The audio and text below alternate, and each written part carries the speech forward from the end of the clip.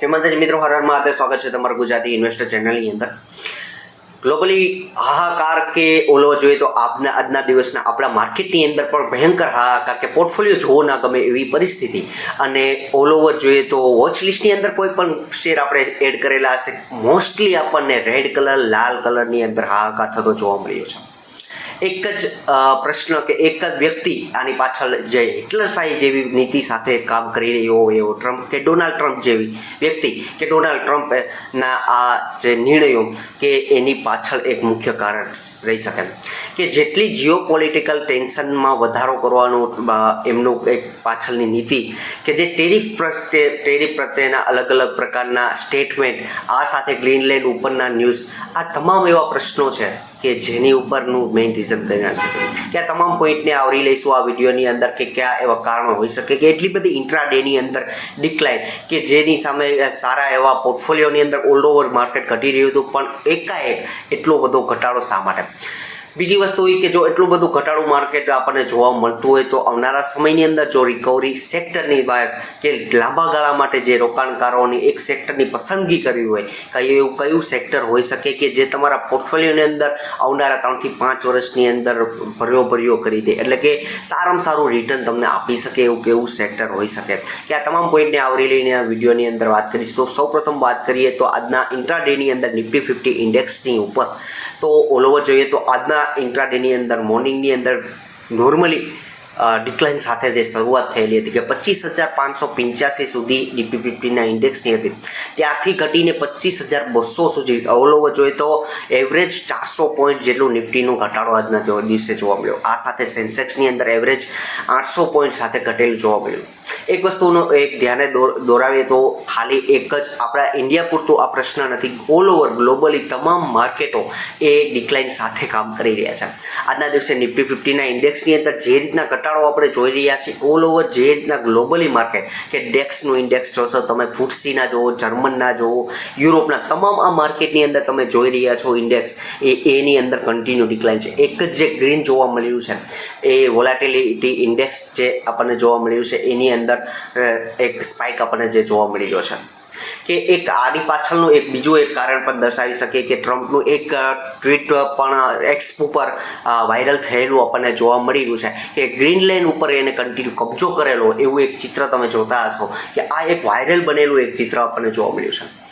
આ સિવાય બીજી વસ્તુ એક મેઇન રીઝન બીજું એવું પણ ગણાવી શકે આજના દિવસને એવો ઘટાડા પાછળનું કારણ કે અમેરિકનની અંદર અમેરિકન ફ્યુચર જે ટ્રેડ થઈ રહ્યું હોય કે એની અંદર ઇન્ટ્રાડે કે 800 પોઈન્ટ જેટલો ઘટાડો આપણને જોવા મળ્યો છે કે આજના દિવસે એ પણ તમે જોઈ રહ્યા છો કે એ ચિત્રની અંદર પણ એની અંદર પણ સારો એવો ઘટાડો એની અંદર જોવા મળ્યો છે. આ એક પાછળનું કારણ 1-2 દિવસ પહેલાં આવેલાના એક ન્યૂઝ છે કે જેની અંદર નાટો સંગઠનો જે કાંઈ છે, જે કન્ટ્રીઝ છે નાટો સંગઠનના, એની ઉપર જે એની 8 કન્ટ્રી છે એના ઉપર ટ્રમ્પ દ્વારા 10% ટેરિફ લગાડવામાં આવ્યો હતો કે આ 10% ટેરિફ કે એની અંદર પોતો નાટો સંગઠનની અંદર પણ અમેરિકા એની સાથે ઇન્વોલ્વ છે જ. પણ આ સાથે જે એની 8 આ કન્ટ્રી છે, ડેનમાર્ક છે, ફિનલેન્ડ, ફ્રાન્સ, જર્મની, આ સિવાય નેધરલેન્ડ, યુકે, સ્વીડન, નોર્વે, આ તમામ દેશો ઉપર એને 1 ફેબ્રુઆરીથી 10% ટેરિફ જીકેલો છે કે જે ગ્રીનલેન્ડના એના કારણોરૂપ બની ગયેલા આ કન્ટ્રી કે જેને લીધે યુરોપિયન કન્ટ્રી ઉપર આ બધી જ કન્ટ્રી ઉપર એમને 10% 1 ફેબ્રુઆરીથી આ ટેરિફ જીકશે. આ સિવાય બીજા પણ જો આની કરતાં એમને પણ બીજું એવું પણ સ્ટેટમેન્ટ આપેલું હતું કે આ સિવાય એ 10%થી વધારીને 25%નો પણ ટેરિફ કરી શકે એમ છે. આ તમામ પોઈન્ટને આવરી લઈને આજના દિવસે આટલી મોટી ડિક્લાઇન આજના દિવસે જોવા મળી કે એટલી હદ ઉપરની ડિક્લાઇન હતી કે 392 શેર અત્યારે ગ્રીન ઉપર કામ કરી હતા, જ્યારે 2600 શેર હતા એ લાલ કલર હતા કે જે રેડમાં જોવા મળતા હતા કે એટલી ડિક્લાઇનની સાથે કામ કરી રહ્યા હતા.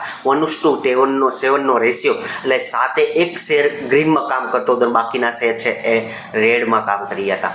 ખરાબ સ્થિતિ આપણને જોવા મળેલી છે. અત્યારે એક રોકાણકારની દ્રષ્ટિએ જો સેક્ટરને તમે એનાલિસિસ કરીને એક સારું એવું રોકાણ કરવા ઈચ્છતા હોય, કારણ કે ભવિષ્યમાં જે ક્ષેત્રની ડિમાન્ડ કે અત્યારે જે તક આપણને મળી રહી છે એને એક સારી એવી ઓપોર્ચ્યુનિટી એ રીતે વિચારવી જોઈએ કે આવનારા સમયની અંદર તમારે જો સારું એવું ઇન્વેસ્ટમેન્ટ કરવા ઈચ્છતા હોય કે જો કોઈ સેક્ટરને માટે એનાલિસિસ માટે જાતા હોય તો એક એવું સેક્ટર છે કે જે ઇલેક્ટ્રોનિક મેન્યુફેક્ચરિંગ કરતું સર્વિસ સેક્ટર કે જે એ સેક્ટરની અંદર ડિમાન્ડ છે. તમે એવું ધારતા હોય કે આવનારા સમયની અંદર ચીપ લેવલની વસ્તુ જે કાંઈ છે કે ચીપની ઉપયોગિતા છે, આ સિવાય બીજા જે ઇલેક્ટ્રોનિક મેન્યુફેક્ચરિંગ કરતી કંપનીઓ છે કે જેની ડિમાન્ડની અંદર સારો એવો ગ્રો થઈ શકે. આ એક રિપોર્ટની સાથે આપણે સમજીએ આ વસ્તુને તો સારી એવું આપણને ધ્યાન દોરી શકાય કે જે મિન્સ ન્યૂઝની અંદર એક રિપોર્ટ આપણને જોવા મળ્યો હતો કે જેની અંદર કૃષ્ણન સેક્રેટરી છે જે મિનિસ્ટ્રી વિભાગ ઇલેક્ટ્રોનિક મેન્યુફેક્ચરિંગ ક્ષેત્રના કે એમના કહેવા અનુસાર કે જે 2015થી લઈને 2025 કે જે ફાઇનાન્શિયલ 2015થી લઈને 2025ની અંદર 20% CAGRથી EMS ક્ષેત્ર એટલે કે ઇલેક્ટ્રોનિક મેન્યુફેક્ચરિંગ કરતું ક્ષેત્ર છે એ ગ્રો થઈ રહ્યું હતું. પણ આવનારા સમયની અંદર 2025થી લઈને 2030 સુધીમાં આ ક્ષેત્ર 32% CAGRથી ગ્રો થઈ શકે એમ છે. એટલે કે કમ્પાઉન્ડિંગ એન્યુઅલ ગ્રોથ કે જે એનો રેટ છે એ કન્ટિન્યુ 32% CAGRથી ગ્રો થઈ શકે એમ છે. આ સિવાય જે આ ઇન્ડસ્ટ્રીઝ છે જે $125 બિલિયન જોવા મળતી હતી કે જે વધીને 2030 સુધીમાં $500 બિલિયન થઈ શકે એમ છે. એટલે સારો એવો ગ્રોથ આ સેક્ટરની અંદર મિનિસ્ટ્રી દ્વારા પણ એક ન્યૂઝની અંદર જોવા મળ્યો છે. આ સિવાય એક વસ્તુ વિચારીએ તો આવનારા સમયની અંદર ગવર્મેન્ટ છે આ ક્ષેત્રની અંદર સારી એવી PLI સ્કીમનો પણ લાભ આપી શકે એમ છે કે જે સરકાર દ્વારા 41,863 કરોડની PLI દ્વારા સ્કીમ પણનો લાભ પણ મળી શકે એમ છે. જેની અંદર ડિક્સોન કે જે મોટો પ્લેયર આ ક્ષેત્રનો બની શકે એમ છે કારણ કે ડિક્સોન જેવી કંપની મેન્યુફેક્ચરિંગ કરતી કંપની છે. એક વસ્તુ ધ્યાને તમને આવશે કે ડિક્સોન કંપનીનું નામ બોલ્યો છું તો આ કંપનીના શેરનો ભાવ $10,000 ઉપરનો જોવા મળ્યો છે. ઓલ ઓવર જોઈએ તો આ ટોપથી આ શેર ઘણો એવો ડાઉન છે. ઓલ ઓવર આ કંપનીની હિસ્ટ્રી તમે ચેક કરશો તો 2017થી લઈને આજ સુધીની અંદર આ કંપનીએ મલ્ટીબેગર રિટર્ન આપેલું છે. બીજી વસ્તુ કે જો આ ક્ષેત્રની અંદર જો આટલો બધો ગ્રોથ જોવા મળતો હોય તો આ કંપની એના લીડરશિપ તરીકે કામ કરી શકે એમ છે કારણ કે આ દરેક ક્ષેત્રની અંદર જે સ્માર્ટફોનના ચીપથી લઈને એની LED લઈને આ સિવાય જે મોટા LED TV છે કે જે કાંઈ ઇલેક્ટ્રોનિક ગેજેટ્સ જોવા મળે છે, સેમિકન્ડક્ટર ક્ષેત્ર છે, PLI ચીપ લેવલના કોઈ પણ કામ છે, આ તમામ કામ આનું મેન્યુફેક્ચરિંગ જે એસેમ્બલિંગ કરે છે જે એના પાર્ટ્સ જે બનાવવાના કહીએ તો એનો એક લીડરશિપ તરીકે ડિક્સોન કંપની ઉભરી આવે છે. તો હાલની દ્રષ્ટિએ એક ડિક્સોન અને આ સિવાયની બીજી ઘણી કંપનીઓ જે માર્કેટની અંદર લિસ્ટેડ નથી કે જે પેટા જે એની સબસિડરી કંપની કહી શકે એ બધી જ કંપનીઓને પણ લાભ મળી શકે એમ છે. આ સિવાય જે માર્કેટની અંદર લિસ્ટેડ છે એવી કંપનીને આપણે એનાલિસિસ માટે ધ્યાને લઈ શકવી હોય તો એવી એક કંપની કહી શકીએ તો કેન્સ ટેકનોલોજી. કારણ કે જે સેમિકન્ડક્ટર ક્ષેત્રે એમનું એક આગવું પગલું છે કારણ કે જે ગુજરાતની અંદર શાળાની અંદર જે એની ઇન્ડસ્ટ્રીઝ ઊભી થઈ રહી છે આ સિવાય બીજા સ્ટેટની અંદર પણ એમનું કામ ચાલી રહ્યું છે. પણ હાલની દ્રષ્ટિએ આ ઇન્ડસ્ટ્રી જે સેમિકન્ડક્ટર ઇન્ડસ્ટ્રી જે EMS ક્ષેત્રની સાથે જ આપણે સંકળાઈને વાત કરી શકીએ કારણ કે 2023થી લઈને 2025 સુધીમાં $45 બિલિયન લઈને $50 બિલિયન સુધીની એની ઉપયોગિતા હતી. એટલે આવનારા સમયની અંદર આ ઇન્ડસ્ટ્રી છે $100 બિલિયન લઈને $120 બિલિયન સુધી બની શકે એમ છે. તો આ ક્ષેત્રની અંદર બે કંપનીઓ ઉપર સારી એવી નજર આપણે રાખી શકીએ, કેન્સ ટેકનોલોજી અને આ સાથે સિરમા SGS. કોઈ પણ રેકમેન્ડેશન મારા તરફથી છે નહીં મિત્રો ખરીદવા કે વેચવાની, આ એક સ્ટડી પર્પઝ માટે કે આ ક્ષેત્રની અંદર આ કંપનીઓ સારું એવું વર્ચસ્વ ધરાવી શકે એમ છે અને આવનારા સમયની અંદર આ ક્ષેત્રની આ કંપની કે EMS ક્ષેત્ર સારું એવું બૂમ થઈ શકે એવું દેખાઈ રહ્યું છે. કે આ જે ડેટા આપણને જે રિપોર્ટ આપણને જોવા મળ્યો છે, જે રીતની આપણી ઉપયોગિતા જોવા મળી રહી છે, જેટના સ્માર્ટફોનથી લઈને સ્માર્ટ વસ્તુ કે ગેજેટ ઇલેક્ટ્રોનિક ગેજેટ અલગ અલગ પ્રકારના આપણે ઉપયોગ કરી રહ્યા છે એટલી ઉપયોગિતાને ધ્યાનમાં લઈ આ ઇન્ડસ્ટ્રી ગ્રો થઈ શકે છે.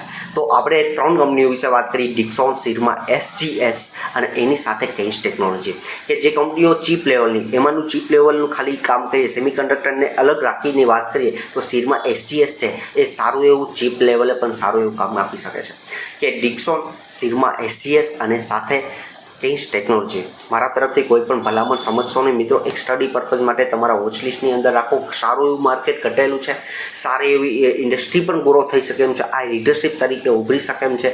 હાલની અંદર તમે એવું વિચારતા હોય કે 2-4 મહિનાની અંદર આની ઇન્વેસ્ટમેન્ટ કરીને રિટર્ન કમાઈ શકો તો ના મિત્રો, આ એટલા માટેના આ કોઈ પણ શેર છે નહીં કે તમને શોર્ટ ટર્મની અંદર તમને રિટર્ન આપી શકે. તમારા લાંબા ગાળાનો વ્યૂ હોય, લોંગ ટર્મ માટેનો વિચારધારણા હોય તો આ બધી જ કંપનીઓને એક ધ્યાન રાખી શકાય એમ છે.